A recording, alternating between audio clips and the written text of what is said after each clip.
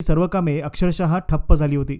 मात्र गेले 2-3 दिवस पावसाने उघडीप दिल्यामुळे आता पुन्हा एकदा शेतकऱ्यांच्या शेतात चैतन्य आलं आहे।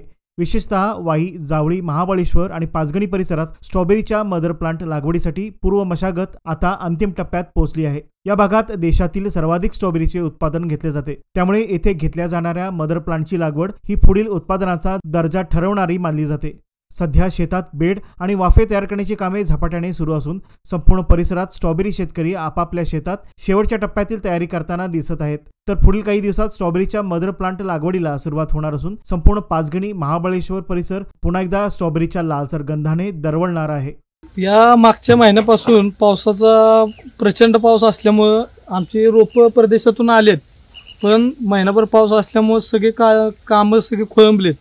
कसं तरी बेड तयार करायचं कामं चाललेली आहेत, तरी पावसाचं आता वातावरण झालं असं वाटतं तर पाऊस येतोय, तरी अजून इथं काम राहिलंय, तरी भरपूर नुकसान होण्याची शक्यता दिसून येते। पावसानं जर साथ दिली तरी लवकरात लवकर माणसं जेवढी माणसं मिळतील ती लागणं आमचं उरकण्याची आमची कामं चालली आहेत। निलेश अनुग्रह सपकाळ, मी हा स्ट्रॉबेरीचा शेतकरी आहे। पावसानं उघडीप दिल्यामुळे मी चांगली स्ट्रॉबेरीची लागवड करतो।